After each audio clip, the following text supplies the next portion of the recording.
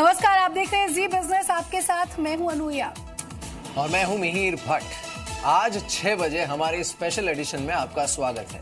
Special edition इसलिए क्योंकि आज एक ऐतिहासिक दिन है, और ऐतिहासिक दिन इसलिए क्योंकि उस ऐतिहासिक स्कैम की आज हम बात करने वाले हैं जिसने पूरे देश को हिलाकर रख दिया। देश के जीडीपी पर जिसका कंट्रोल है, ऐसे कॉर्पोरेट्स को सीबीआई तक जाने के लिए मजबूर कर दिया। सीबीआई ने उनसे पूछताछ तक की, राजनीतिक भूचाल इस देश में ला दिया और 1,76,000 करोड़ के स्कैम के चलते इसे देश के सबसे बड़े स्कैम का टाइटल भी मिला। लेकिन आज सवाल अनुया ये खड़ा हो गया है कि ये स्कैम था या फिर नहीं था। और एक और अहम बात कि अब अगले 1 घंटे आप लगातार हमारे साथ बने रहिए। आज सिर्फ आधा घंटा नहीं बल्कि पूरे 1 घंटा इस पर चर्चा करेंगे, पूरी खबर आपको दिखाएंगे, विश्लेषण भी करेंगे। एक बहुत बड़ा पैनल हमारे साथ जुड़ा है, उनसे भी बातचीत करेंगे। और सबसे पहले आप ये खबर देखिए।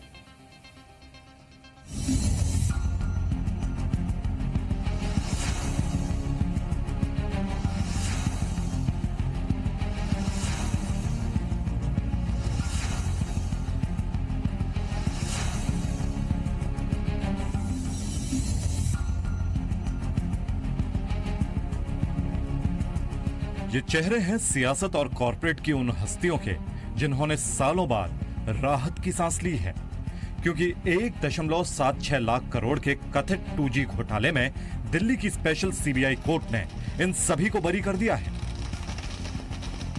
ने तो बोला prosecution miserably failed, no benefit of doubt is given, they are mister clean. Further आप क्या चाहेंगे कि जिस प्रकार से हरास ये जजमेंट पढ़ते हैं, ये तो बिल्कुल देखा ही जाना चाहिए। इस पर एक डिबेट होनी चाहिए, कोर्ट को और हर एक को ये देखना चाहिए। बोफर्स केस में हुआ, आरुषि केस में हुआ, इस केस में हुआ, इतना कंट्री का टाइम लगा, रिसोर्सेज लगे ट्रायल चलाने में और कुछ हुआ नहीं, खोदा पहाड़ निकली चुईया।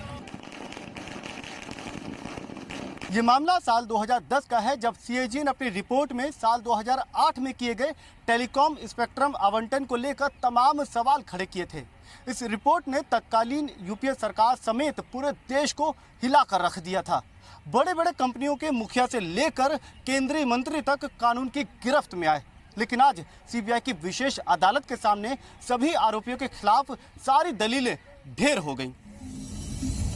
मामले की सुनवाई करते हुए सीबीआई कोर्ट ने 2 टूक कहा। सभी 2G घोटाला आरोपी बरी किए जाते हैं। कोर्ट ने कहा कि सीबीआई को जांच की कोई समझ नहीं। सीबीआई ने सरकारी दस्तावेजों को ठीक से पढ़ा ही नहीं और कोर्ट में आरोपों का कोई सबूत नहीं दिया। कोर्ट ने कहा कि कट ऑफ डेट में आपराधिकता का सबूत नहीं, फर्स्ट कम फर्स्ट सर्व में आपराधिकता का सबूत नहीं और सीबीआई दस्तावेजों में घोटाले का कोई आभास नहीं। कोर्ट ने यह भी कहा कि 2G पर सरकारी गाइडलाइन बेहद टेक्निकल है, जो कंपनियों को भी समझ नहीं आई। क्लॉज 8 की इंटरप्रिटेशन का मुद्दा कोई क्रिमिनलिटी का मुद्दा नहीं हो सकता था।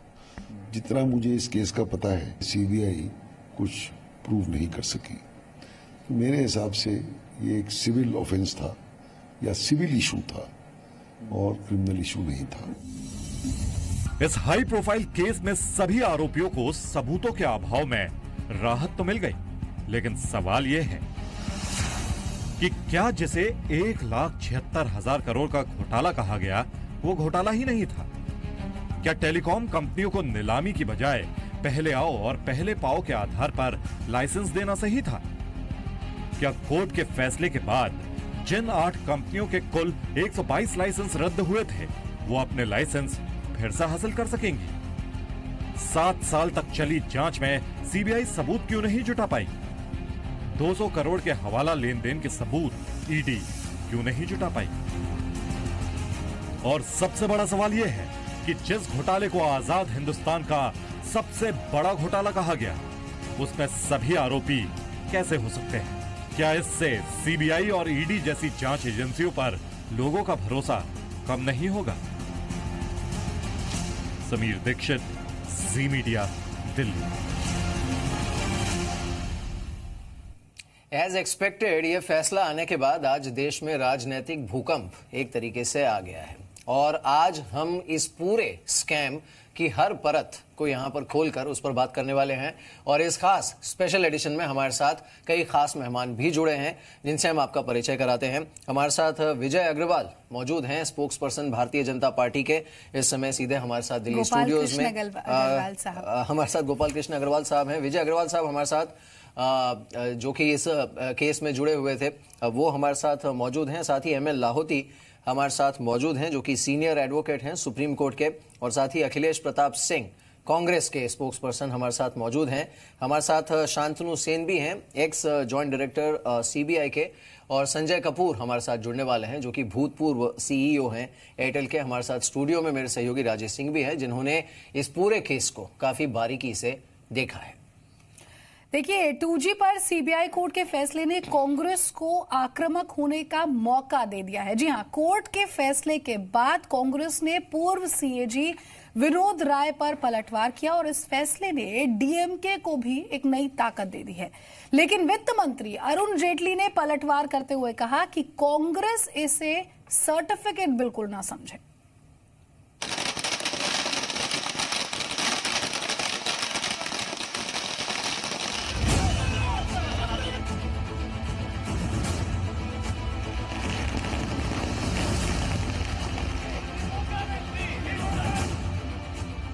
टूजी घोटाले में ए राजा और कन्निमोझी सहित सभी आरोपियों के बरी होने से सबसे ज्यादा राहत की सांस कांग्रेस ने ही ली है, क्योंकि इस घोटाले ने कांग्रेस की राजनीतिक जमीन ही खिसका दी। इसने तत्कालीन विपक्ष बीजेपी को तगड़ा हथियार थमा दिया और 2014 आते आते कांग्रेस न सिर्फ दिल्ली की सत्ता से बेदखल हुई बल्कि लोकसभा में महज 44 सीटों पर सिमट गई। जाहिर है सीबीआई कोर्ट के फैसले से पूर्व पीएम मनमोहन सिंह से ज्यादा खुश और कौन होगा।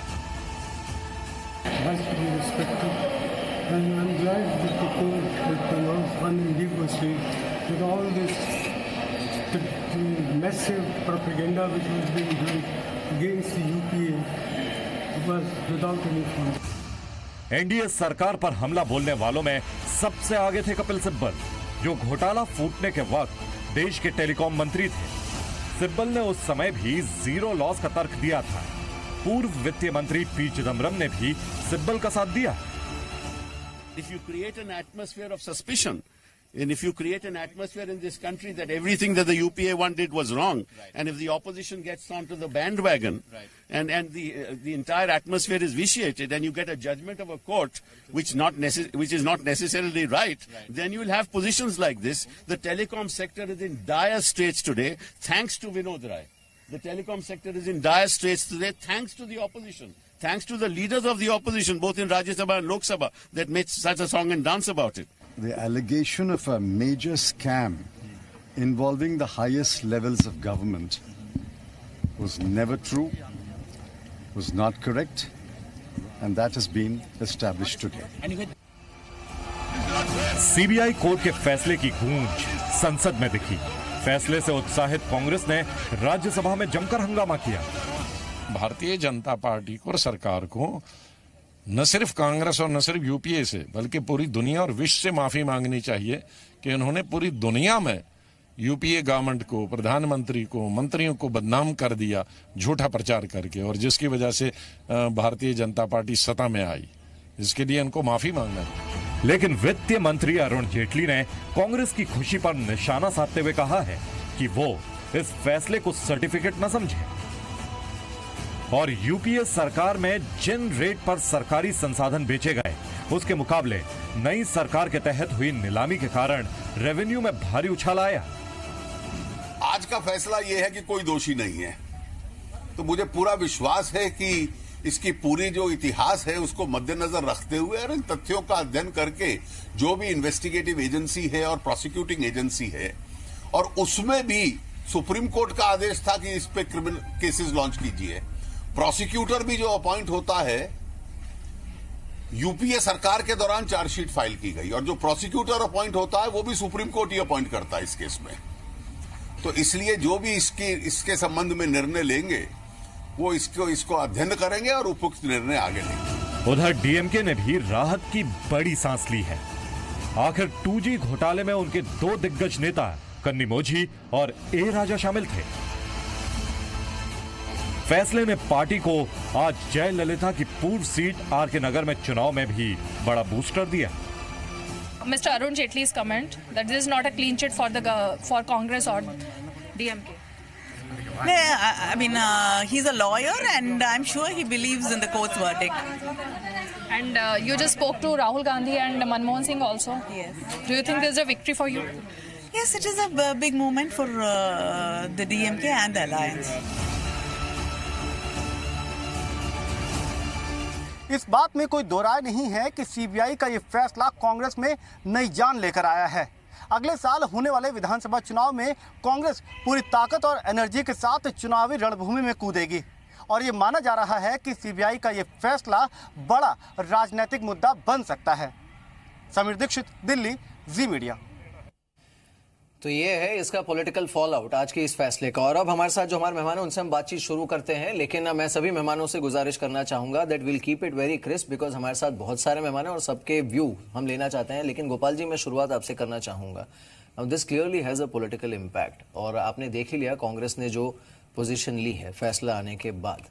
आज जो देश का एक आम आदमी है जिसने स्कैम्स को ही मुद्दा बनाकर बीजेपी सरकार आई थी that will give you a scam free governance.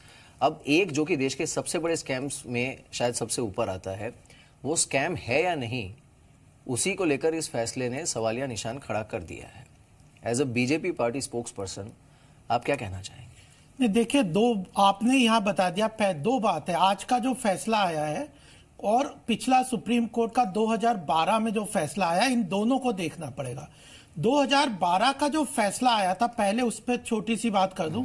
2012 में सुप्रीम कोर्ट ने कहा था कि 2G घोटाले जो है आवंटन, लाइसेंस एलोकेट किए हैं, वह जिस पॉलिसी के तहत किए गए वह अनफेयर थी, आर्बिट्ररी थी और उस पॉलिसी को ट्वीक करके कुछ लोगों को फेवर करने के लिए यह 2G जो आवंटन पॉलिसी है वह यूपीए सरकार ने इंप्लीमेंट की है और उसी के तहत 2012 में सुप्रीम कोर्ट ने 122 लाइसेंस जो उस वक्त की यूपीए सरकार ने एलोकेट किए थे वो कैंसिल कर दिए थे। और ये सुप्रीम कोर्ट का ही फैसला था कि उन्होंने एसआईटी गठन की और उन्होंने कहा कि इसको इन्वेस्टिगेशन करना चाहिए क्योंकि यह इसमें बहुत बड़ा घोटाला है। ये एक बात। दूसरी बात है जो सीएजी की रिपोर्ट थी, उन्होंने उसको कहा था कि ये प्रिजम्पटिव लॉस वगैरह की बात थी, वो एक अलग इशू था, उनका अपना अलग एनालिसिस था। लेकिन जो बेसिक फैसला था 2012 का था। उसके बाद under the guidance of supreme court यह जो सीबीआई चार्जशीट फाइल हुई और सीबीआई कोर्ट के तहत इसको फॉलो अप किया और यह सीबीआई चार्जशीट और जो प्रोसिक्यूटर वह सुप्रीम कोर्ट और यूपीए सरकार ने चार्जशीट फाइल की थी।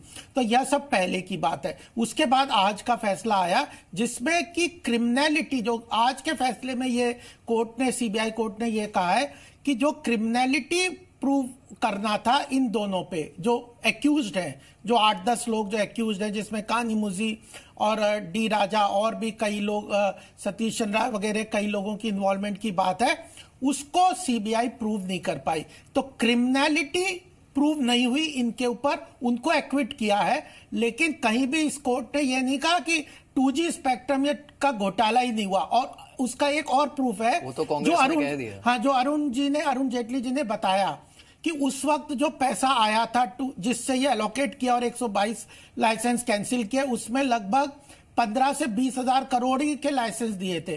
फाइनली जब सुप्रीम कोर्ट ने कहा कि नहीं, आप इसको ऑक्शन करिए इन लाइसेंसेस को, और उसके बाद जो एनडीए सरकार ने ऑक्शन किए उसमें टोटल पहले में 69,000 करोड़ आया, सेकंड में 1,10,000 करोड़ पैसा आया और तीसरे में 65,000 करोड़ आया। इसका मतलब 1,75,000 प्लस 70,000, तो 2.5 लाख करोड़ उसी का जो केवल 15-20 हजार करोड़ था। तो देखिए, इसको बहुत महत्वपूर्ण चीज है समझनी चाहिए कि इसमें 2G स्पेक्ट्रम में घोटाले में एलोकेशन में घोटाला हुआ है। क्रिमिनलिटी इन पे प्रूव नहीं हुई, क्राइम तो हुआ है लेकिन डी राजा और कानिमोझी यह और उनके साथी कि क्रिमिनल कॉन्स्पिरेसी इसमें इन्वॉल्व है, ये प्रूव नहीं हुई है। इसलिए यह महत्वपूर्ण बात है। और ये कांग्रेस जो इसका वो मना रही है, इतना उत्थान कर रही है, उसमें यूपीए सरकार को तो कुछ कहा ही नहीं। इसमें तो अगर खुशी मनानी तो डी राजा और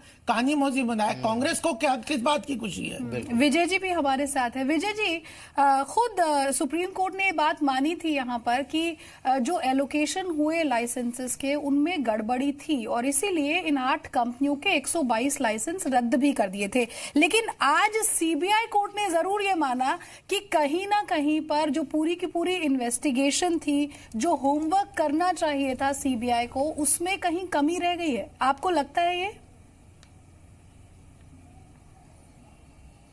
जी, ऐसा बिल्कुल नहीं है। और जो गोपाल जी ने भी कहा कि कोई सीबीआई कोर्ट ने ये नहीं कहा कि घोटाला नहीं था, ये मैं जरा सबकी जानकारी के लिए और आपके दर्शकों के लिए बिल्कुल साफ कर दूं, ये सारी बातें सिर्फ सुनी सुनाई बातों पर कही जा रही हैं। और मैंने इस केस को 7 साल तक जिया है, मोस्टली एक्यूज को रिप्रेजेंट किया है, और ये पूरी जजमेंट 1552 पेज की पढ़ ली है और 4 लाख जो कागज इस कोर्ट में दाखिल हुए उनको पेरूज किया था।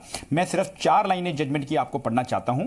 कोर्ट की जो फाइंडिंग्स हैं वो जो जजमेंट के पैरा नंबर 1814 में है, वो ये कहती है, non understanding of issues in proper perspective led to suspicion of grave wrongdoing when there was none, at least as per record of the court. This fact greatly contributed to the controversy in the instant case, as the DOT could neither effectively communicate the issues to others nor others could understand the same. The issue got snowballed when media reports started appearing. और clear court ने ये कहा, there is no material on record to show that Shri A. Raja was mother lode of conspiracy in the instant case. There is no evidence of his no holds barred immersion in any wrongdoing, conspiracy or corruption. Her channel पे कुछ लोग आके ये बोल रहे हैं कि court ने ये कहा कि सबूतों की कमी थी या जो कुछ गवाह मुकर गए, इस वजह से फैसला एक्यूज के हक में गया है। बिल्कुल ऐसा नहीं है। ये स्पेशल कोर्ट थी सीबीआई की, करप्शन केसेस के लिए बनाई गई थी। और इसके अंदर पहले ये याद रखें कि जो स्पेशल प्रोसिक्यूटर मिस्टर आनंद ग्रोवर साहब हैं, वो काफी बाद में आए। शुरू में जो हमारे प्रोफेशन के सबसे सीनियर और सबसे रिस्पेक्टेड व्यक्ति हैं, जो मिस्टर ललित, जो कि आज की केस में सुप्रीम कोर्ट, आज की डेट में सुप्रीम कोर्ट जज हैं, वो पूरे जो ट्रायल का जो मेजर हिस्सा था उसके अंदर प्रोसिक्यूटर रहे हैं। और सीबीआई ने इसमें 4 लाख कागज दाखिल किए। कोर्ट ने ये क्लियर फाइंडिंग दी है कि कोई कॉन्स्पिरेसी नहीं थी, कोई रॉन्ग डूइंग नहीं थी, कोई करप्शन नहीं थी। और फिर आखिर में इसीलिए कोर्ट को ये कहना पड़ा। और सीबीआई ने केस बनाने में अपनी तरफ से कोई कमी नहीं की थी, जो कि झूठ का पुलंदा थी। इसीलिए कोर्ट ने पैरा 1818 में ये भी कहा कि the end result of about discussion is that I have absolutely no hesitation in holding that the prosecution has miserably failed to prove any charge against any of the accused made in its well choreographed charge sheet. अब आपने एक बहुत ही अच्छा एक सवाल पूछा कि फिर हम सुप्रीम कोर्ट के फैसले पे क्या टिप्पणी करें। प्लीज देखिए, जो सुप्रीम कोर्ट का फैसला था उसके आखिरी पैराग्राफ में ये बड़ी क्लियरली कहा गया था कि जो हमारे सामने हम एक बहस के बेसिस पर ओपिनियन दे रहे हैं, इसका जो पूरा ट्रायल 7 साल चला, जो कि 10 से 5 तक चला, उस ट्रायल को सुप्रीम कोर्ट की जजमेंट इफेक्ट नहीं करेगी। ये सुप्रीम कोर्ट ने खुद अपनी जजमेंट देते टाइम लिख दिया था। 4 लाख कागज जो पेरूज किए गए वो सुप्रीम कोर्ट के द्वारा नहीं किए गए। 7 साल ट्रायल सुप्रीम कोर्ट में नहीं चला था। 10 से 5 सुप्रीम कोर्ट ने एक ही केस को नहीं सुना था। यहां पे पूरी actually skin was tried to be peeled off the hair basically in this trial, and everyone was given the fair chance, and the CBI had a full team of its lawyers, and two of them earlier Mr. Lalit and then later on Mr. Anand Grover are the most senior, most respected persons in profession. I have a simple question for you. Please थोड़ा जल्दी जवाब दीजिएगा इसका crisp. But CBI और ED दोनों ने कहा है that they are going to challenge this judgement in the Delhi high court. जो आप कह रहे हैं उसके आधार पर तो उनका केस वहां पर भी वीक ही रहेगा। Is that what you are saying effectively?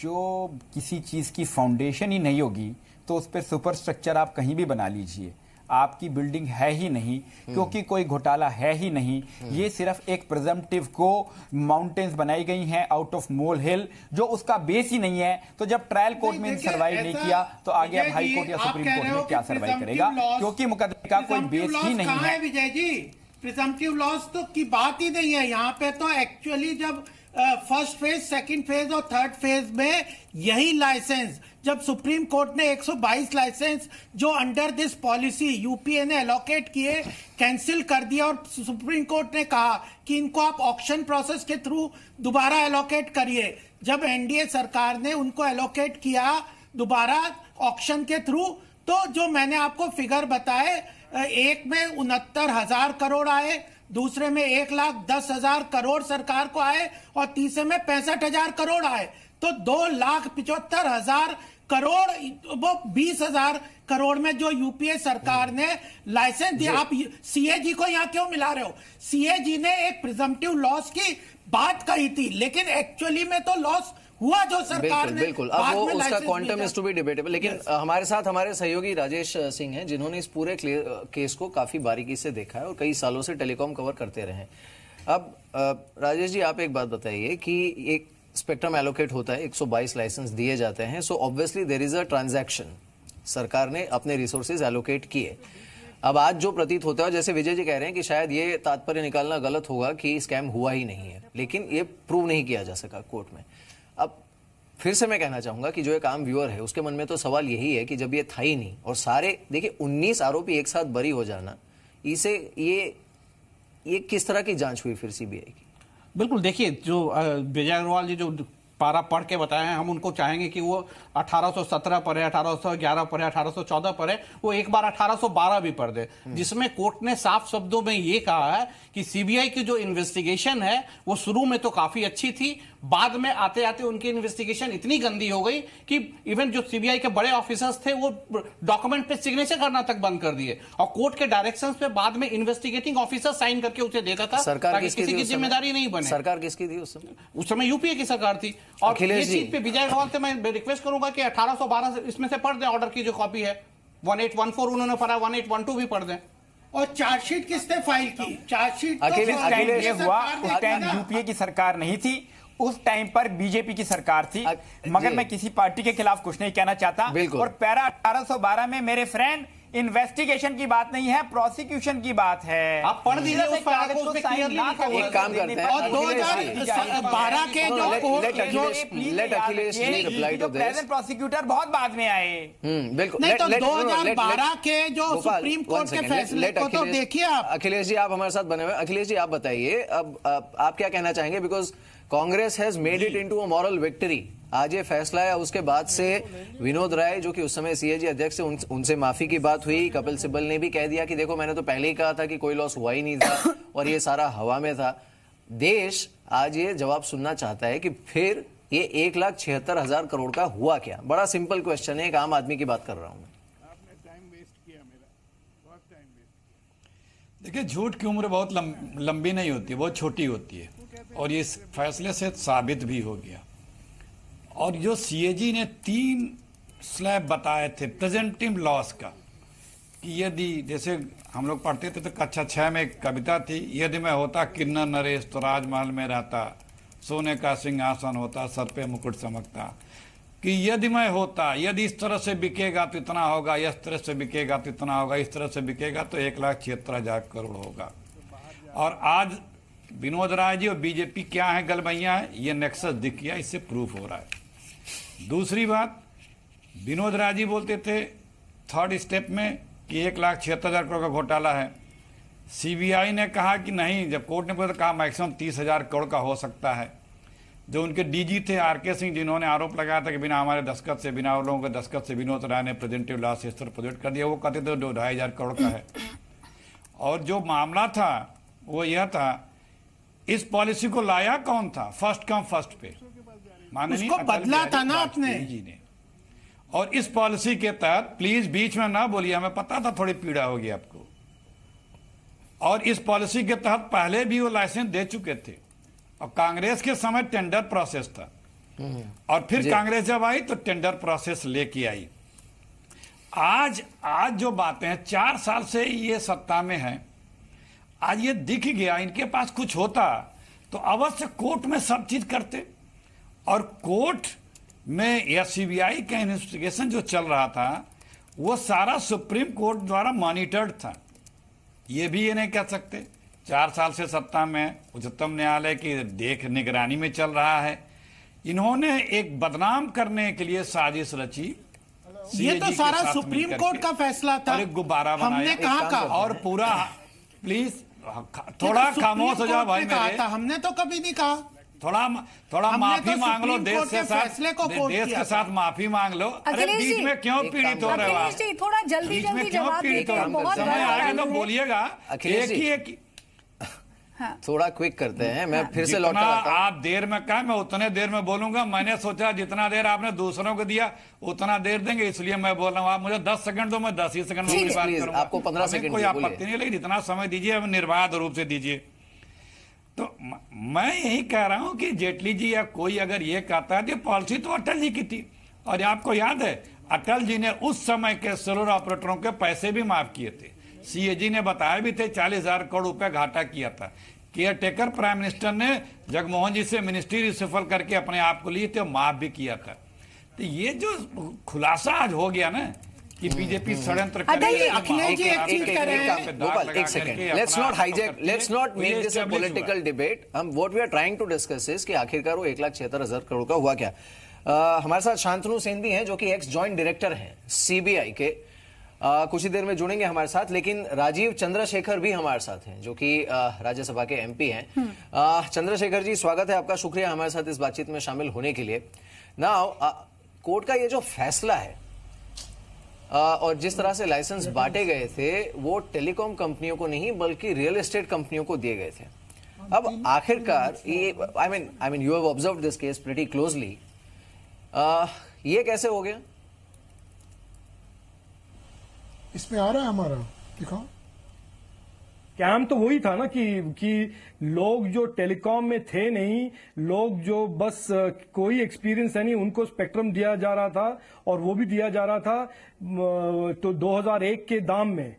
तो यही तो that was the scam, that was the essence of the scam कि लोग 1600 करोड़ के दाम से स्पेक्ट्रम ले रहे थे और अगले दिन 7,000 करोड़ 10,000 करोड़ के दाम में बेच रहे थे फॉरेन कंपनियों को। तो वही तो स्कैम था। वही 2012 में सुप्रीम कोर्ट ने कहा है कि ये बंद करो, ये रोको, और 122 लाइसेंसेस जो इश्यू किए थे उसको सब कैंसिल कर दिया गया था। और एक और चीज है कि यह जो जिन लोगों को इन्होंने यूपीए ने अलॉकेट किए, इस पॉलिसी को ट्वीक करके बदल के उसकी डेट उन्होंने कहा फर्स्ट कम फर्स्ट सर्व को पॉलिसी को बदल के इन्होंने कहा फर्स्ट कम फर्स्ट पे, और कुछ लोगों को डेट बता दी कि 25 सितंबर, हाँ 25 सितंबर तक जिन लोगों ने पैसा दे दिया उनको एलोकेट कर देंगे। तो चेंज करके, और उसके बाद उन्हीं 2 कंपनियों ने तुरंत विदेशी कंपनियों को वही लाइसेंस 1600 करोड़ का 9,000 करोड़ और 4,000 करोड़ में। एमएल लाहौटी साहब भी हमारे साथ हैं, सीनियर एडवोकेट हैं सुप्रीम कोर्ट के। लाहौटी साहब, माफ कीजिएगा आपके पास थोड़ी देरी से आ रहे हैं। सर, 8 कंपनियां जिनके 122 लाइसेंस रद्द कर दिए थे सुप्रीम कोर्ट ने, क्या अब इस फैसले के बाद उन्हें उनके लाइसेंस वापस मिल जाएंगे?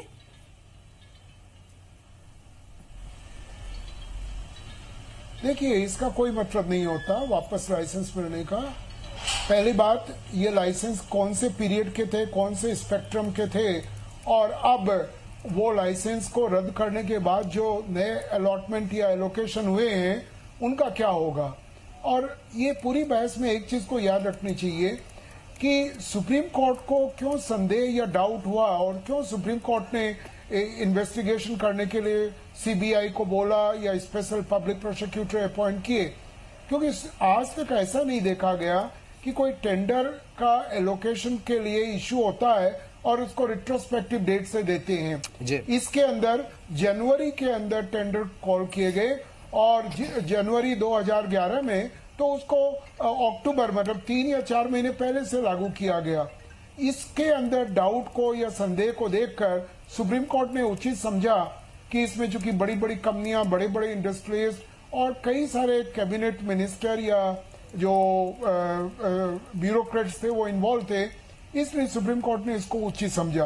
पहली बात। दूसरी बात ये ध्यान में रखिए, सुप्रीम कोर्ट की जिस बेंच ने ये पूरी प्राइमा फेसाई केस देखा वो स्ट्रॉन्गेस्ट बेंच थी। Justice GS Singhvi, justice Ganguly, ये हमारे बहुत अच्छे जजेस में थे, वो उनके ऊपर कोई संदेह कोई नहीं कर सकता। और उन्होंने प्राइमा फेसाई केस को देखा, उसके बाद ये सीबीआई पर बता। और याद रखिए थर्ड चार्जशीट भी सुप्रीम कोर्ट के कहने से फाइल हुई, और वो पीरियड कौन सा था? ये सब वो पीरियड था 2011, 2010 वगैरह का पीरियड। तो सीबीआई क्या कर रही थी, किसके आदेश पे कर रही थी और क्यों किया गया, ये सब क्लियर होगा जब अपील आएगी और हाई कोर्ट के अंदर इसकी बहुत अच्छी तरह से डीप डिटेल्स के अंदर एनालिसिस होएगी। अदरवाइज कोई कारण नहीं था कि राजा मिनिस्टर बनने के 5 या 6 महीने के बाद इस प्रकार से कानून को तोड़कर और रिट्रोस्पेक्टिव लागू करेंगे। और उसका फायदा कुछ ही कंपनी है जिनको हुआ, और इसीलिए उनके ऊपर जब थर्ड चार्जशीट बनी तो उनके नाम भी जोड़े गए। मैं ये जरूर मानता हूं कि आज का जो आदेश है उसके अंदर बहुत सारी बातें हैं जो सीबीआई को एक्सप्लेन करना शायद मुश्किल होएगी, क्योंकि सीबीआई ने शायद उस प्रकार से ये 120B का भी केस है, प्रिवेंशन ऑफ करप्शन एक्ट का भी केस है, जिस प्रकार की इसके अंदर दस्तावेज या गवाही चाहिए थी, डॉक्यूमेंट्स और ओरल एविडेंस, उस हिसाब से या तो पेश करने में फेल हो गई, या जो पेश भी किए उनको विन ओवर कर लिए गए हैं। आपको मालूम है कि कोई गवाह प्रारंभ के अंदर जो स्टेटमेंट देता है कोर्ट के अंदर उससे मुकर सकता है, जिसको हम रिट्रैक्शन कहते हैं। और ये केस मैं जहां बैठा हूं मेरे पास पूरा जजमेंट नहीं है, और मेरे को लगता है ये रिट्रैक्शन का केस है, और रिट्रैक्शन की पूरी आधार या बेसिस है, क्योंकि जिस प्रकार के लोग इसमें इन्वॉल्व थे, जिस प्रकार के इंडस्ट्रियलिस्ट है, और ये हाई प्रोफाइल केस के अंदर इस प्रकार से होना कि विन ओवर करना विटनेसेस को कोई बड़ी बात नहीं है। और जो डॉक्यूमेंट्स पेश किए गए बिल्कुल में किए गए। लेकिन आपने एक बहुत अच्छी बात कही मिस्टर लाहौटी, आपने एक बहुत अच्छी बात कही कि there are lot of things जो सीबीआई के लिए एक्सप्लेन करना मुश्किल होगा। हमारे साथ और एक खास मेहमान है संजय कपूर, हमारे साथ जुड़े हैं, जो कि एक सीईओ रह चुके हैं एयरटेल के, जो कि उस समय देश की सबसे बड़ी टेलीकॉम कंपनी थी, अब भी है, और साथ ही टेलीकॉम को काफी क्लोजली इन्होंने देखा है। Sanjay, thanks for joining us. Now you know we all know कि टेलीकॉम कंपनी के लिए this is like the lifeline, जो स्पेक्ट्रम उनके पास होता है। जो हुआ था 2G केस में वो ये था कि कई कंपनीज जिनको लाइसेंस मिले, स्पेक्ट्रम एलोकेट हुआ, और उसके बाद तुरंत ही within days, within weeks उन्होंने कई गुना मल्टीपल रिटर्न्स के साथ उसे बेच दिया। कभी विदेशी कंपनी को बेचा, कभी उसे ट्रेड कर लिया। आप ये बताइए कि ये जो वैल्यू अटैच की गई स्कैम के साथ 1,76,000 crore, and now it is under doubt because CBI could not prove the criminality. What is your observation on this case now और आज के फैसले पर?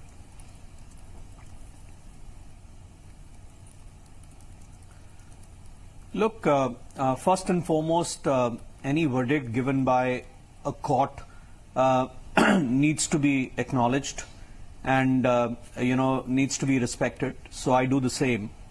However, I don't want to delve into the losses to the exchequers. That is the job of the government officials to do.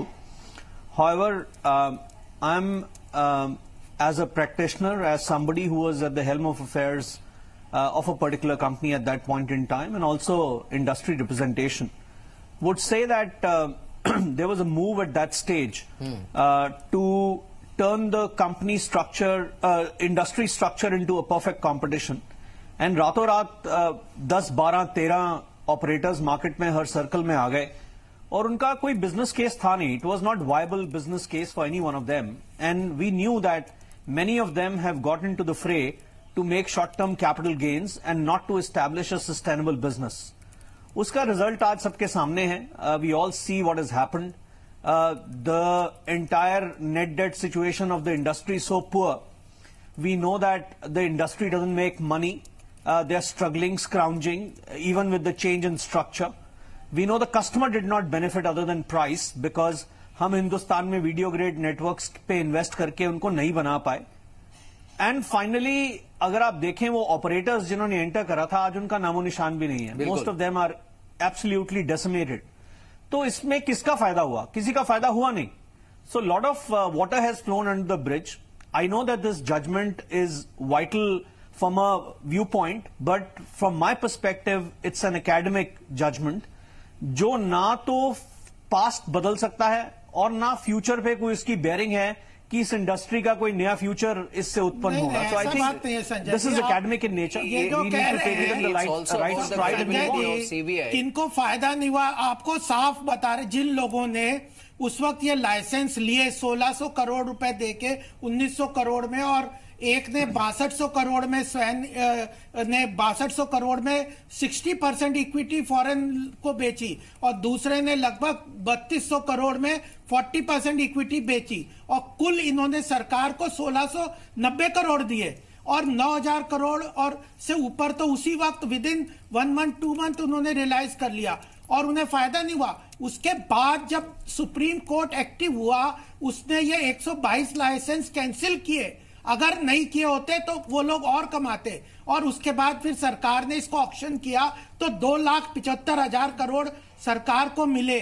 और आप इसको ये नहीं कर, ये तो पूरी तरह स्पष्ट है. इवन मनमोहन सिंह जी ने एक पत्र लिखा था डी राजा को, जिसमें उन्होंने कहा आप अंधाधुंध लाइसेंस कैसे दे रहे हो, ना आपके पास स्पेक्ट्रम है. मनमोहन सिंह का पत्र है भाई, कि उन्होंने लिखा डी राजा को, मिनिस्टर को, कि आप ये लाइसेंस की कोई पॉलिसी नहीं है, आप धड़ाधड़ लाइसेंस दे रहे हो, स्पेक्ट्रम सरकार के पास है नहीं. This is complete arbitrariness. ये मनमोहन सिंह का पत्र है, सुप्रीम कोर्ट का फैसला है. अखिलेश जी जवाब देना चाहेंगे इस पर, क्योंकि जो चिट्ठी यहाँ पर लिखी थी खुद ए राजा ने भी प्रधानमंत्री. मैं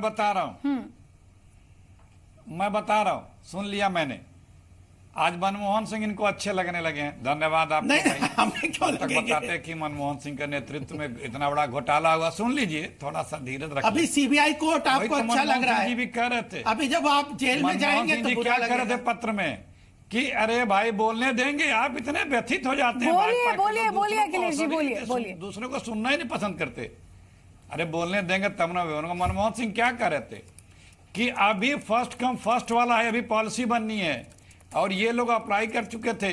जो अटल जी की पॉलिसी थी ये, उसको बदलना था, इस बीच ये देने लगे थे. उस पॉलिसी को बदला गया बाद में. तो क्यों अटल जी ने क्यों बदला? अपने समय जो दिया था उसमें भी तो लॉस हुआ है.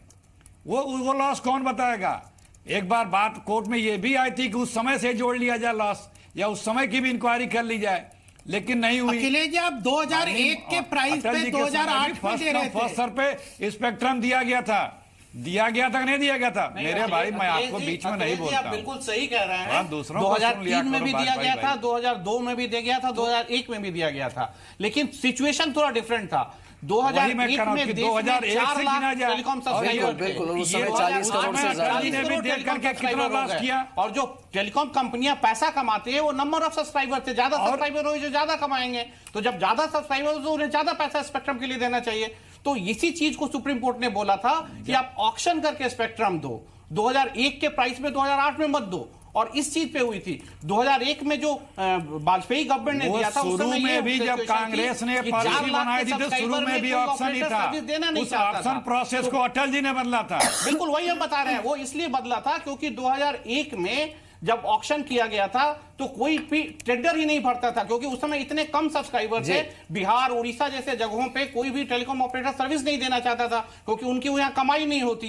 तो देश में टेलीकॉम सेवा को भी विस्तार करना था, इसलिए उस समय जीओएम बनाया गया था. जीओएम ने यह फैसला लिया कि जो लास्ट बिडिंग हुई थी उसके प्राइस पे ही नए सर्किल में दिए जाए. ये जो कह रहे हैं first come first serve policy जो थी अटल जी की, उसको इन्होंने बदला. ए राजा ने उसी को तो बदला, फर्स्ट कम फर्स्ट पे. उसने डेट चेंज कर दी और उसी पे दिया था, बदला नहीं था. उसके बाद बदला गया, टेंडर प्रोसेस आया, ऑप्शन उसके बाद आया था. ठीक है अखिलेश जी. राजीव जी, कपिल सिब्बल साहब इसे जीरो लॉस की बात इस पर कह रहे हैं मैंने तो पहले भी कहा था कि जीरो लॉस है, अब भी देखिए प्रूव हो गया कि जीरो लॉस है. तो ये 1,76,000 करोड़ का घोटाला हुआ भी है या नहीं हुआ है सर?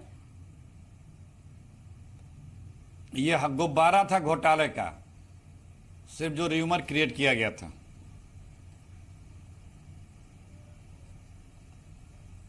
राजीव, आप सुन पा रहे हैं क्या? नहीं, देखिए, जब सरकार गलत डिसीजन लेते हैं तो उसका एक इम्पैक्ट तो होता ही है, क्योंकि टेलीकॉम सेक्टर जैसे एक इंफ्रास्ट्रक्चर सेक्टर, कोई इंफ्रास्ट्रक्चर ले लो आप, वो बड़ा कैपिटल इंटेंसिव है, वो इन्वेस्टर कॉन्फिडेंस इसके लिए बहुत ही महत्वपूर्ण है।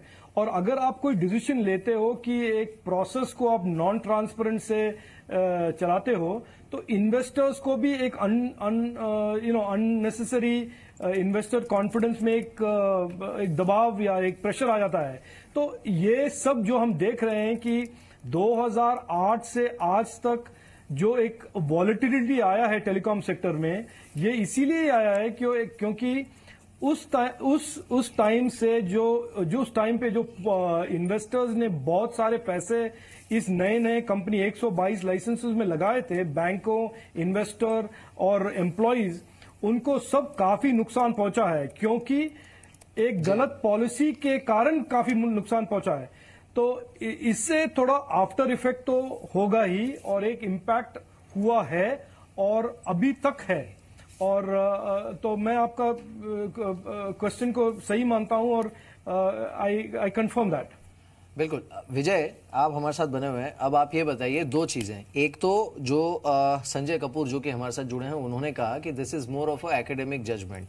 दूसरा जो राजेश जी ने मुद्दा उठाया कि 2001 के दाम पर जब एलोकेट किया गया लाइसेंस, उस समय देश के जो सब्सक्राइबर्स थे उससे 100 गुना ज्यादा सब्सक्राइबर्स उस समय थे जब ये एक्चुअली एलोकेट किए गए लाइसेंसेस और स्पेक्ट्रम।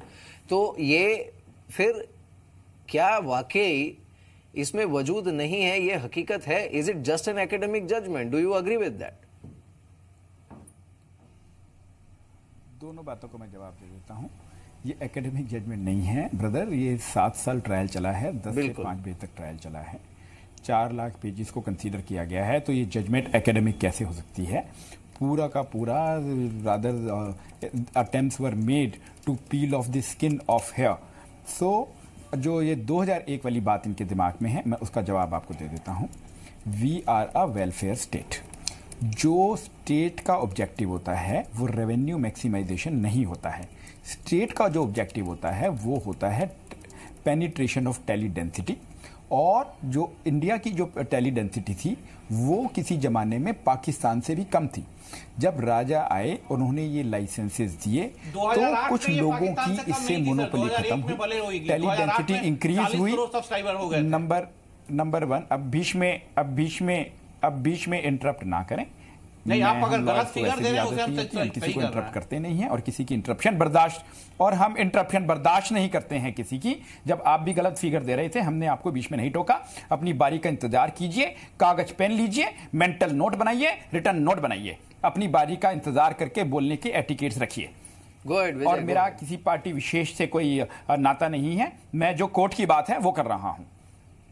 हम बीजेपी के लोगों पे मुकदमा बन जाता है तो उनके लिए भी पेश होते हैं, आम आदमी पार्टी के लोगों पे मुकदमा बन जाता है उनके लिए भी पेश होते हैं, कांग्रेस पे मुकदमा बन जाता है उनके लिए भी पेश होते हैं। हम सिर्फ कोर्ट में मुकदमे में पेश होते हैं, ये जानते बूझते ये नहीं जानते कि हम किसके लिए पेश हो रहे हैं। तो मैं अपनी बात आपको रखना चाह रहा हूं। तो इसके अंदर जो टीआरआई की पॉलिसी थी वो भी नो ऑक्शन की थी। उसको देखने वाले राजा नहीं थे, उसको देखने वाली टीआरआई थी।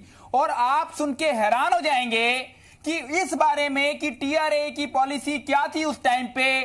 टीआरआई ने खुद कहा था कि इसको ऑक्शन ना करें, राजा का इससे कोई लेना देना ही नहीं था। अब मैं आपको बताऊं कि उस टाइम टीआरआई कौन चलाता था तो आप हैरान हो जाएंगे। उस time TRI mister Nipendra Mishra चलाते थे। उनकी कोर्ट में गवाही हुई, कोर्ट में साबित हुआ कि टीआरआई ही नहीं चाहती थी कि ऑक्शन हो, तो राजा की क्या बिसात थी? ये राजा को स्केपगोट बनाया गया। तो ये पूरी की पूरी चीज बिना देखे हम बोल देते हैं, पूरा का पूरा हम परसेप्शन पे मुकदमा चला देते हैं, पूरा का पूरा हम ये कह देते हैं कि करप्शन हुई है, जबकि ऐसा कुछ भी नहीं था।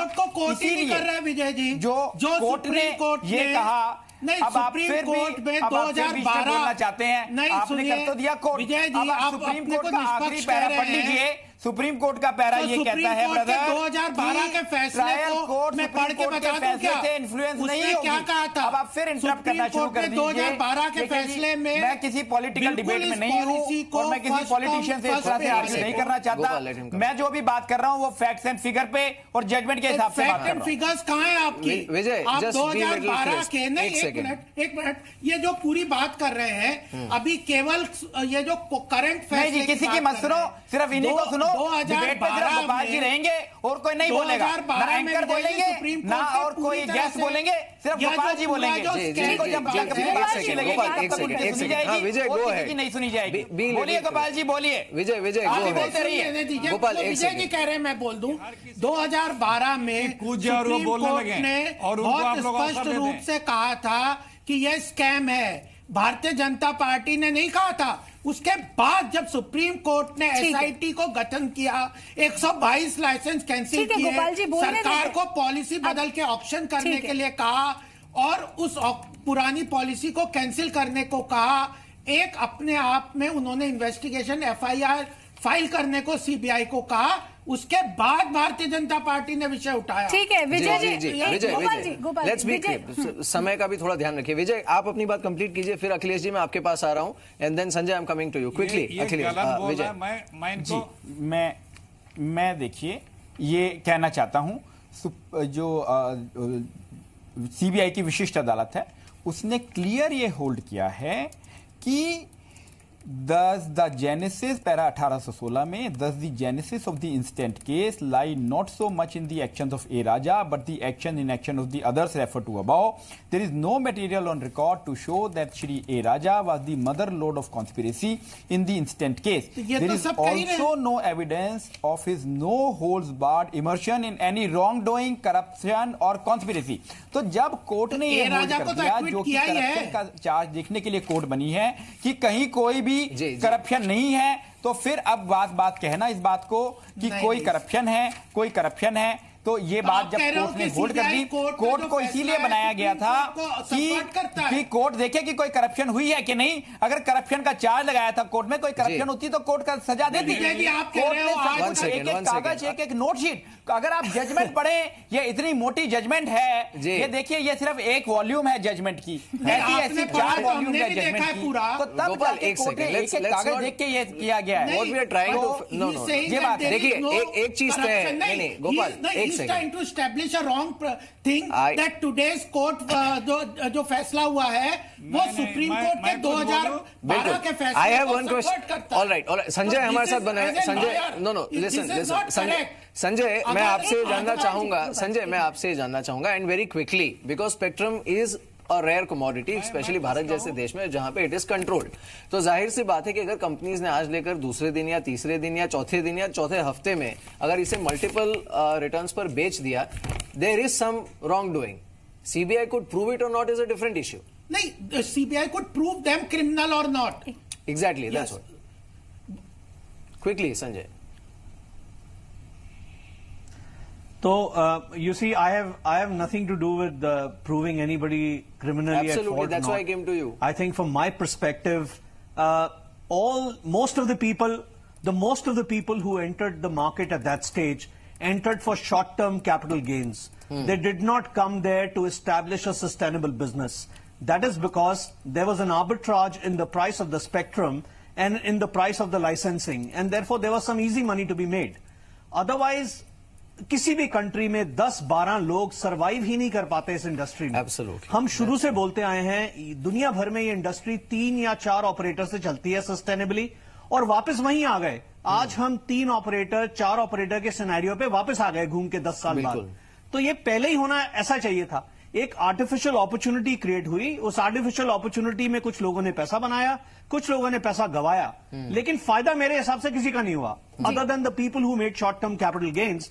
बाकी सबका नुकसान ही हुआ। आज आप बैंक्स की स्थिति देखिए, सब बैंक्स परेशानी में हैं, कस्टमर परेशानी में है, ऑपरेटर्स परेशानी में है, कोई बायर नहीं है, जो लास्ट ऑपरेटर्स बच गए हैं मार्केट में उनके लिए, तो किसका फायदा हुआ इससे? किसी का फायदा नहीं हुआ। ठीक है संजय जी। अखिलेश जी, आप अपनी बात रखें, उससे पहले बस एक सवाल का जवाब दे दीजिए कि 2008 में अगर 2000 एक के दाम पर लाइसेंस दिया जाता है, तो क्या आपकी पार्टी इसे सही मानती है? आज बता दीजिए। देखिए, ये कोर्ट में क्यों नहीं पूछा लोगों ने? कोर्ट में क्यों नहीं पूछा? ये सारे मुकदमे तो कोर्ट में थे, ये प्रकरण कोर्ट में था ना। सर, क्या आपकी पार्टी से सही मानती है? हमें तो सिर्फ यही बताना है कि ये लोग, मैं प्लीज, वो उस समय की पॉलिसी थी, उस समय की पॉलिसी के तहत उन लोगों ने अप्लाई किया था जो बाउंडेड थी सरकार देने के लिए, फर्स्ट कम फर्स्ट पे। उसलिए दूसरी बात, आज ये प्रूफ हुआ कि कांग्रेस पे मिथ्या आरोप लगा करके, जैसे सीएजी ने बोला, आधे घंटे के अंदर सीएजी रिपोर्ट आने के बाद पूरी बीजेपी पार्लियामेंट के बाहर और बताने लगी कि इतनी बड़ी भ्रष्टाचार की पार्टी हो गई। चैनल बताने लगा 1,76,000 करोड़ रुपए हो गए। लेकिन अब कोर्ट ने फैसला दे दिया तो वो फैसला मान्य नहीं है। जब तक बीजेपी कार्यालय से मोहर नहीं लगेगी, कोर्ट का फैसला नहीं मानने, वो बीजेपी कार्यालय से लगवानी पड़ेगी। हाँ, आप बरी हो गए बाइज्जत, इस तरह के एटीट्यूड रखते हैं हमारे साथी लोग। और तीसरी बात जो मैं कह रहा हूं कि कोर्ट ने 2-3 बातें बहुत महत्वपूर्ण की है। बेनिफिट ऑफ डाउट पे कोई नहीं छूटा है, कुछ मिला ही नहीं, कुछ है ही नहीं है। वही तो बेनिफिट कोर्ट ने यहां तक कहा कि हम तो 10 बजे से लेकर 5 बजे तक 7 दिन इंतजार करते रहे कि कोई प्रूफ लेके आवे, लेकिन कोई लेके नहीं आया। कोई कभी आके कहते, ये तो सिर्फ हवा और र्यूमर और पब्लिक ओपिनियन के ऊपर मुकदमा है। ये 4 लाइन जो पैरा नंबर 1811 में लिखा है, वो देखिए कितना जबरदस्त है। वो दिखाता है कि और अगर कुछ होता था, इनकी सरकार 4 साल से है, ये क्यों नहीं रख पाए, क्यों नहीं दिए? क्योंकि कुछ था ही नहीं।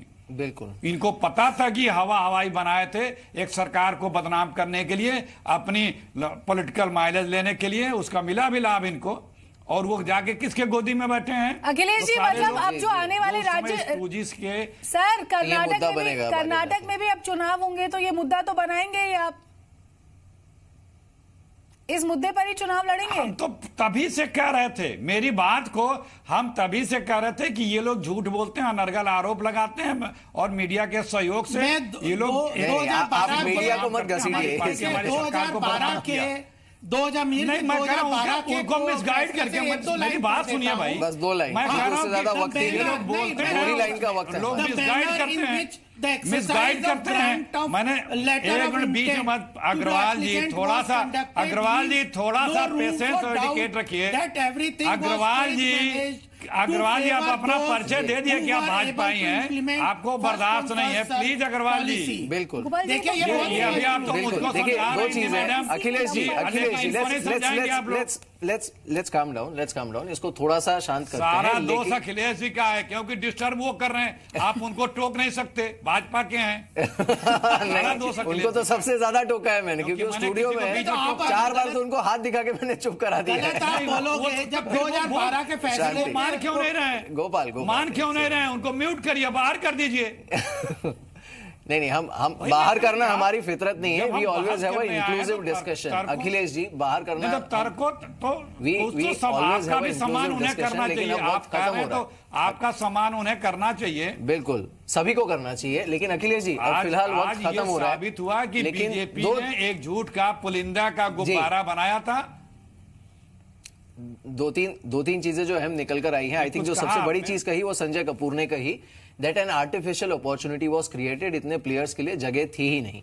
जब वो अपॉर्चुनिटी क्रिएट हुई तो फिर बैकडेटेड ड्राफ्ट क्यों आए, सस्ते दाम पर स्पेक्ट्रम क्यों बिका, और फिर जब दूसरी बार ऑक्शन किया गया उसे, तो 2,50,000 करोड़ कैसे आ गए? So there are lot of unanswered questions. और जब ये मामला हायर कोर्ट में जाएगा तब भी यही सवाल फिर से उठने वाले हैं, और हम देखेंगे कि तब सीबीआई के पास क्या तथ्य होते हैं जिसके आधार पर वो ये मुद्दा उठा सकते हैं।